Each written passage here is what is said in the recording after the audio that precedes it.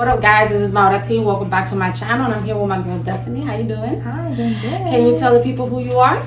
Yes, my name is Destiny. I am a Washington, D.C. native, but now I've been in South Florida, Miami for the last 5 years. I'm currently the Director of Popular Education and Grassroots Leadership at Catalyst Miami, community advocate, racial justice advocate, faith leader in the community, all over the place, but just love justice, love Jesus, and just love all things for the people. Yeah, that's my girl Destiny. Okay. Well, today we're talking about diversity, DEI, and Destiny. I invited her to talk about this because this is exactly what we do in the community. We educate people, diversity and etc. and racism and social justice and all that kind of good stuff. So that's why I invited her, because I know she knows what she's talking about. And so let's let the people know I've spoken about these things prior and previously, just briefly, but I wanted to get deep down into what it is because of what's going on in the world today, and to just bring clarity and the truth as to what diversity is, so that people can have an understanding as to why diversity is beautiful and why is it needed and why we have it, and why it cannot be deleted nor erased. Right? So let's let the people know what diversity is. Yeah, so diversity, I mean, really it is, when you think about the term in and of itself, it's variation, it's uniqueness, it's things that are special and creative, right? Like when I think about it from even like a perspective of, we're all made, and God created us with so much different features and backgrounds and cultures and experiences, right? Even if you think about it in a sense of fruit, for example, there's a diverse array of fruit. They're all different kinds, but when they come together, it's so beautiful, and you get the array of colors and the array of different flavors, right? And so there is an element of diversity in our world that we just recognize normally, right? As human beings, that like, it is good to see difference. It is good to see things that are unique and beautiful. And I think when we think about it from a perspective of people, we are all from different experiences, different backgrounds. We have different skin tones. We have different features. We have different, and all of it expresses the creativity and the beauty of humanity. And so really when you think about diversity, that's really what it is. It's just the expression of beauty. And it's very forms. And so we know that God created beauty. Right? God created us to be diverse. Right? If He wanted us all to be the same color, we would have been. But He decided different. And so, what is DEI?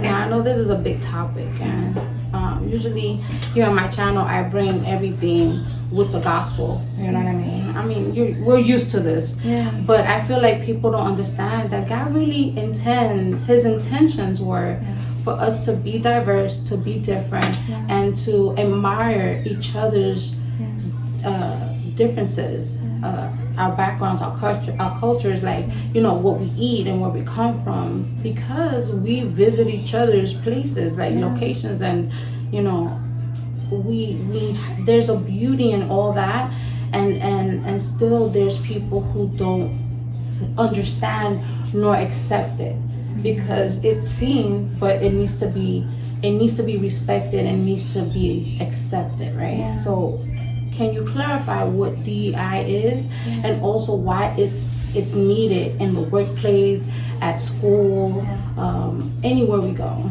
So DEI, diversity, equity, and inclusion, it is the recognition of that beauty and diversity, of how we are all made in the image of God, and we are all made uniquely. In the scriptures, it talks about how beautiful it is when all God's people live together in unity. It talks about how every tribe, nation, and tongue will sing to the Father, right? Like there is this beauty of, even in, you look on the day of Pentecost in Acts, right? Like there are tons of different people there, different languages, different experiences, and they all were hearing each other's language, right? And there was a beauty to that, and there was like, wow, God said, I want everyone to be included in this experience. I want everyone to come and to have this.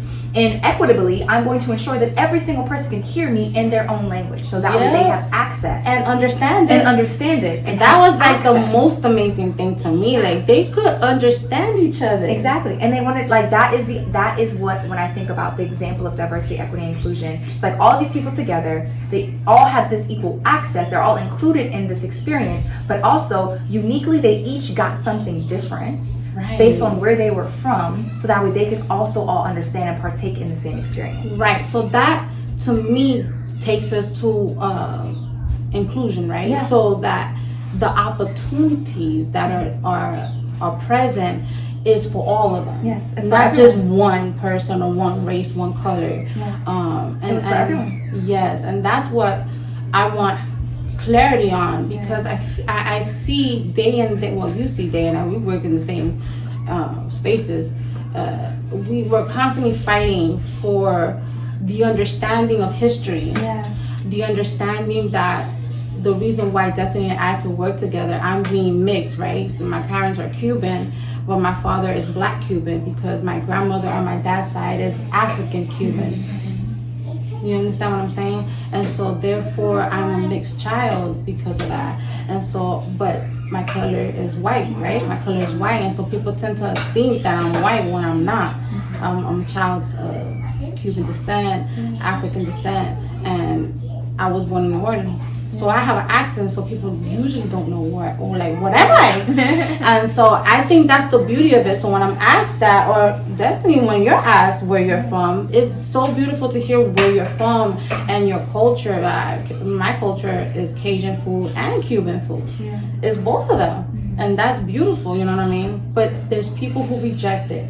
There are people who don't accept that in the workplace and at different places like restaurants, at school, or even the parks. Like we need to be able to accept each other, and I think that is the biggest issue, and understanding what DEI is and what it's for, and why it was placed here, right?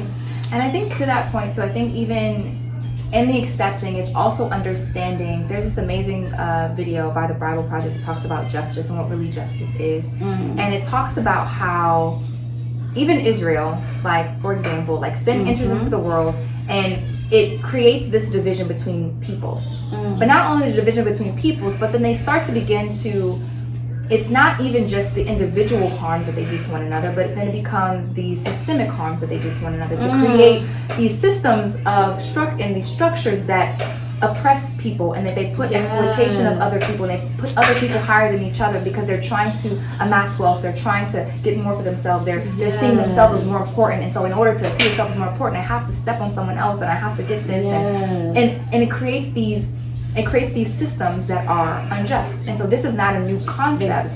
What we're experiencing today in terms of systemic racism is not a new concept. This is a biblical understanding of what injustice looks like. Talks about the orphan, the widow, the poor, the marginalized, because what was happening in Egypt, for example, Egypt is then creating a system of oppression that oppresses the Jewish people. Then you take Israel, as they get out of that oppression, God frees them, and they do the exact same things and create these broken systems that are harming other people. And so when you think about why DEI is important, is we have to understand in the garden, God said it was all very good. And so we were all very good. God's intention is for us to all be in harmony and at peace with Him and with one another. And so what happens is we get this brokenness that comes. That's like, actually, I have to understand that in order for me to have this in schools, why is it important in schools, why is it important in life, is we live in a fallen world where there are these broken systems of injustice that have been created. And we have to be real and be honest, not like it's a human thing. It's not like like I think when we take this understanding, it's like white supremacy it's a sin that is in the heart. It's a depths of there has to be deliverance. Right, exactly. So there's a heart issue that has created and that has worked itself out in the works of our hands that have created these systems. So we have to understand that then this inclusion, this equity is not me trying to say that one race is better than the other. It's trying to say I understand that what we have done is wrong and deeply broken. Yes. How do we make amends to pull each other up from the fallenness? Yes. So that way we can actually live in the garden together as God originally designed it to be. Amen. And so that's what diversity, equity, inclusion is. It's us being the hands and feet of Jesus. It's us literally putting on, like literally God came into the brokenness of the world to pull us up to heaven, right? Like that's the biblical picture, and that's what he's called us to do in the world, is to pull,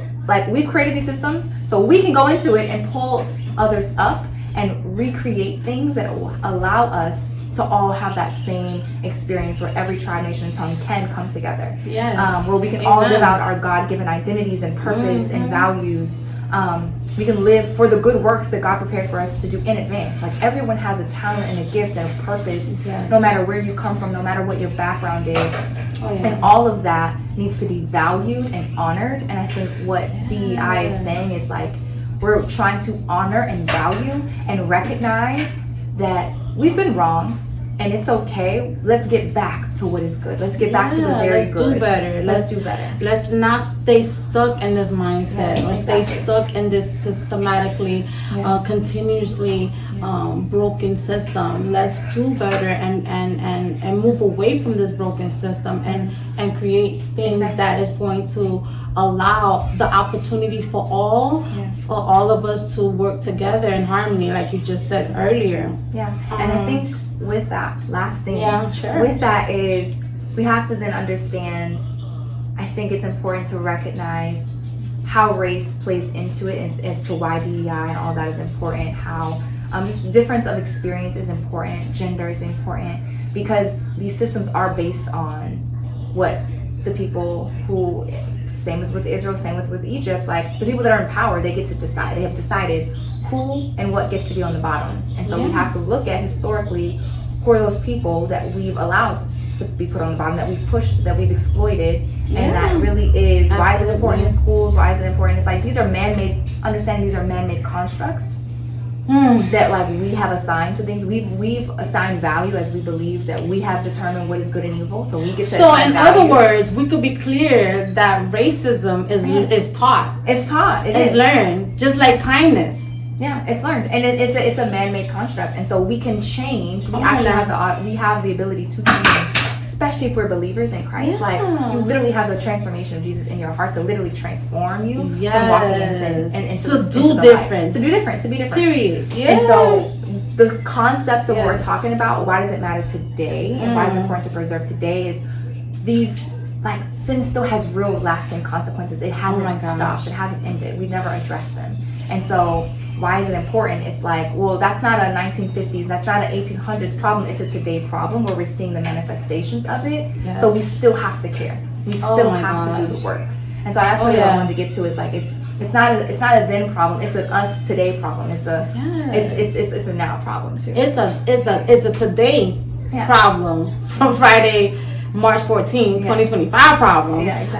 With all the things that are happening with this administration here, with everything, the mentality. One thing that I've seen, and it really gets to me, it really saddens me, is to see other faith-based people or Christians agree with this administration and what's happening with the firing of all the federal workers. Thank God they're back to work. They're getting to go back to work.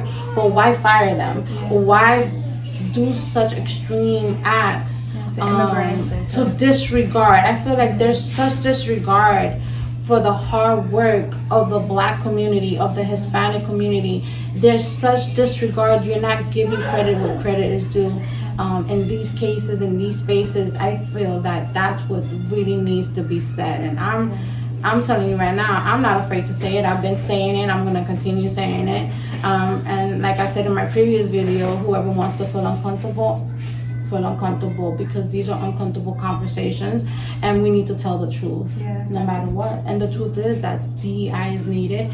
We need to continue to understand and accept diversity, that we are different and it's okay, and live in this world respectfully, in peace and harmony and admiration, and honoring one another's works, because you're not, our neighbors are not here doing what they do without us. And us, we're not here to be able to do what we're doing without them. So why not honor each other and respect each other? You know what I mean? And I think that's very highly important, even in the spaces of our churches, our church communities, You know, this needs to be spoken. Nothing should be hidden. Nothing should like, oh, well, you know, we're just gonna, preach the gospel and stuff. No, this is This a is part. the gospel. This is the gospel. This is a part of what God has called us to do. Even when we look to Jesus, you know what I mean? Like he fed a whole 5,000 with 2 loaves of bread and 3 fishes, and it still was left over after that, and there was many different colors and different, people from different places there who ate from that. And I think that we should not care the color, the culture, the nationality. We should not care. There are people that are hungry, there are people that are homeless. This is what God calls us to do, to advocate for those people. If you're Christian, you're an activist, because you're advocating and you're being the voice for these people, for the lost, for the hopeless. You cannot just think that you're just supposed to go to church and the gospel is within the 4 walls. A food bank can feed people, but if you're actually setting apart and gathering and going to 2nd Avenue or 3rd Avenue to feed actual homeless people that take up a whole block, that is what I'm talking about. We can't ignore them, because you've seen those homeless people. There's Hispanics, there's blacks, there's all kinds of people, there's Haitian people, there's all kinds of people, Russian people, and we're not going to we're not going to accept that. We're going to feed them and not feed. That's ugliness, you know what I mean? And God did not call us to be ugly, to do that type of stuff. But yeah, I think it's very important that we clarify what DEI was and diversity is. To conclude, right? How can we continue to demonstrate the need of diversity or DEI in our community? Like I just told you, there's other Christians that are not accepting or don't understand, and I'm thinking because of the mentality on how they grew up Christian, like how they grew up. Understanding of the gospel. Yeah, like how they grew up. And I think that for me, I know I grew up in the Lord a certain way. And, when I met Pastor David and went and started going to Cruciform, I had to there's mentalities that had to be broken, and I had to really get into the word and really dig into the gospel and really understand that what Pastor David does is needed. And so therefore I had to get trained as an activist and get the understanding of all these things fully, even being born in New Orleans, you know what I mean? Because being born in New Orleans, there's still a lot of racism happening. And I was going to elementary school and they still had the water fountains and the bathrooms separate, the black boys, the white girls, like that, and the black water fountain, white water, like that. They still had it when I was in elementary school. And I understand a lot full circle, because I went to Andrew Jackson Elementary, and then I went to Miami Jackson High School. And so when I understand who Andrew Jackson was and the history of everything that happened in his time, right? Like the same way of Abraham Lincoln, it comes full circle for me that we really, really need to stand firm on God's word and really reject hate. Yeah. Because that's what it is. It's rejecting hate. Racism is hate, and so we have to reject it. Because God is love, right? Exactly. I think and it's hate, and also in a lot of ways when I look at the system of capitalism in our society across the globe, it's based on I have to exploit someone, and if I can dehumanize someone, and for my own benefit to amass more. Right, God talks about money. God talks about greed so much in the Bible, and so it's this hatred, but it's also this dehumanization of another, so that way I can have more, because it helps me to escape guilt. It helps me to escape shame. It helps me to evade real responsibility. And I think as humans, we don't like that uncomfortable feeling of, oh, I'm actually wrong. My hands are bloody. Which is why so many times it's hard for us to confess our sin. It's hard for us to come to Jesus. It's hard for us to leave wickedness, because it's like, I have to really come humbly and admit, oh, I'm Cain just like everybody else. Child. I have blood on my hands. My brother's blood cries out from the ground, like, woe is me. Boy, Like, boy. it is hard to have that deep understanding. And so I think what starts with it, I think, is this consistent humbling of ourselves to really to sit under that understanding of like, oh wait, like, this is not good. What is happening right now is not good. And I think that humility, but also I think, why is it so important, and how we can continue to address it, or just say the importance of it. I think we have to tell the truth, and we have to tell the full gospel, because we've been, like, especially in America, I'll just even speak to America, right? The East has their own, I feel like they understand the gospel in so many different beautiful ways, and I feel like we do. But on our side in America, we've been sold this like 2-page gospel that's like, okay, like sin and then salvation. It's like, okay, you're bad, you're gonna go to heaven, and that's great. And it's like, I'm just trying to get to heaven. It's like, wait, no, like, the earth was good. God created everything is good. God's gonna bring his kingdom to earth, on heaven, like on earth as it is in heaven. Like, God is calling us to bring his kingdom here. Not just, he's calling us to remake the garden. He's calling us to pursue God's original design and intent for our lives. And that doesn't end with just, oh, I'm saved now. And I think when we talk about what's happening in our churches, like, we're being sold with this 1-page gospel that's like, okay, you're just going to be saved, but for what purpose? So that way it's just me and my family can go to heaven? That's not the whole point of the gospel. The whole point of the gospel is for, yes, to go make disciples, but also to do what?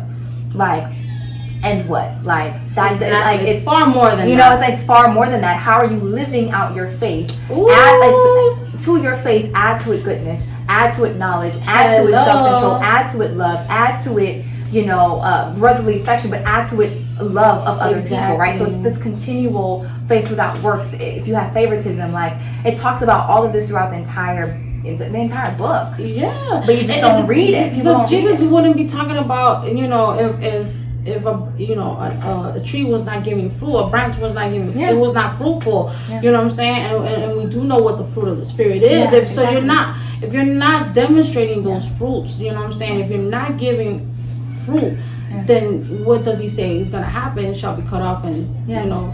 So I mean, Matthew 25, he's talking to Christians. He tells us so much, like that's what I don't get. Like, we know these words, but they tend to like apply just that 1 page, right? That 1 verse or whatever, and not apply the rest. And that gets to me so much. I feel like we gotta do better. Yeah, we have to do better. And it's like, when I think about it, like, this is a call out to Christians. I wrote a paper on this about like decolonizing the gospel and really getting back to the heart of Christianity. And it's like, you see in Matthew 25, he's talking to Christian people. He's not like talking to Christians and non-Christians. He's talking to Christians. It's like, I'm going to separate the goats from the sheep, or I'm going to separate the people, because what you did to the least of them, you did to me. And so it's like, oh, if you didn't do this to these people, like, you didn't care about the poor, you didn't care about the orphan, you didn't care about those in prison, like you depart from me, right? And so there's this understanding. It's not just go and make disciples of all nations.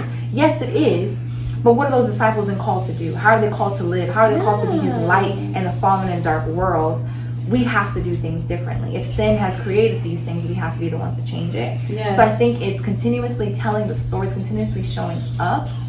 And I think not being silent when these things are happening. We have to continue to stand up as DEI is being taken away, as you know, all of these things are being rooted out of, you know, Black Lives Matter Plaza in DC, because I'm from DC, just got jackhammered, right? Instead of just repainting it, it was like, I'm literally going to say I devalue you this much that it has to be completely, the ground that it's on needs to be completely removed and erased. Exactly. And that is like, that's violence. That's a violence. That's a disregard. And I just want that to be so clear.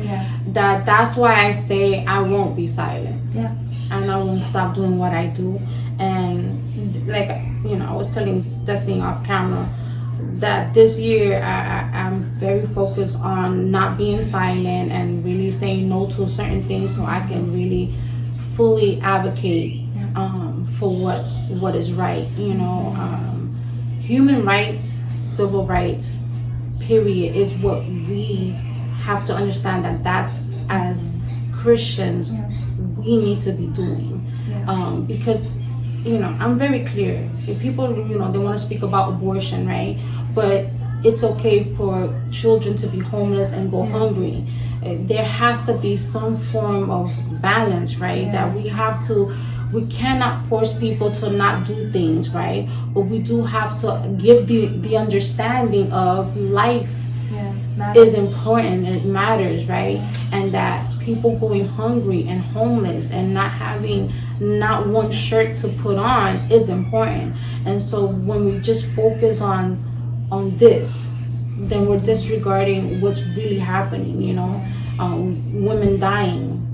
Which is interesting because it's like for us to say that the gospel is only about teaching the gospel and preaching the gospel, but we can also care about these other issues. It shows that we have a capacity within ourselves to understand that the gospel is more. Exactly. We are choosing to disregard. Yeah, like there's a limit, and God is not unlimited. Everything matters to Him. That's something stewards. that I want to end with. That everything matters to God, and there's nothing that goes unseen.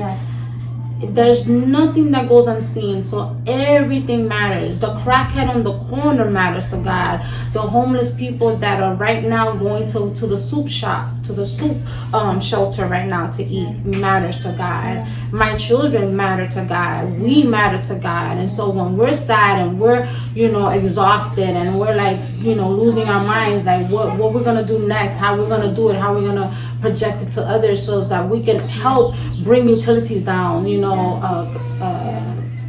affordable housing matters. Everything matters to God, and that needs to be important. Like she was saying earlier about the Egyptians and Israel and everything. Everybody matters to God. It don't matter what part of the continent you are at. Everybody, Cubans matter to God, the black community matters to God, Hispanics and immigrants matter to God. Everything matters to God, and nobody goes unseen. Nothing goes unseen in His eyes, right? Yeah, nothing goes unseen. And I think with that, what's coming up to me, we're reading this book called The Awe of God, and it's been beautiful. We're reading it right now in my church, and what's coming up to me is we can, as Christians, we say at times that we love Jesus, but we lack the fear of God. Come on now. We lack the fear of God because what hurts Him, what He hates, we should hate. What He loves, we should love. But because we don't have this fear of God, where we actually understand, like, whoa, He is God. Everything belongs to Him. Like, where we understand, like, He is this massive force. That He is like the sun, brighter than the sun. Like, He's an all-consuming fire. When we understand His righteousness, His justice, His holiness, His goodness, when we understand the full picture of who God is, what He hates, we hate. What He loves, we it's love. not picking and choosing. It's not picking and choosing. Oh, He hates the murderer, or like, thou shalt not kill. It happens so many times. Like, well, God says thou shalt not kill, but He forgave David. You understand what I'm saying? So my thing is that He hates certain things, and Christians tend to pick and choose, but forget that He's a forgiving God, a loving God, a merciful God, a gracious God, and it's both. And you can't just be like stuck on, well, He hates that, and so that should not be done. You can't just stay stuck in one thing. You know what I mean? So I just want to thank Destini for being here and doing this with me. I feel honored to have you on my podcast. And, I work with her and different things and stuff like that. I love to hear her speak. I really do. But it's very important for you to keep yourself around other people who are like-minded, who are well knowledgeable, and reading is fundamental. So if you don't know, pick up a book. I'm reading several books. If you can tell, I have several books here. I keep myself, indulged in these books just to make sure that I'm not missing something and not understanding. To see the perspective of others is important, even if you disagree or you're not having the full understanding or something. It's very important for you to just pick up a book and read, or just listen to an article. You could listen to books, listen to other people. Sit with people. Go sit with other people that are different than you. They're actually experiencing it. Listen to their stories over the people that look like you. Listen to them. It's so important to do that, and that's why I'm always out and about and different events. I'm so happy when I get to be involved in different things, so I can hear other people's talk to me and let me know what's happening in their community. Like, because maybe, you know, my community is, you know, there's things happening, but not what's happening over there. And it just brings a different perspective and a different love for the Lord to be able to do more, to be able to reach out and be like, okay, what can I help you with? You know what I mean? So thank you so much for being on my podcast, and I'll check you guys out in the next video. I'll post what the next topic is. If you want something to be brought up, just email me or message me or comment on my video, and I'll bring it up. But I'll check you guys out in the next episode. Bye. All right, so thank you.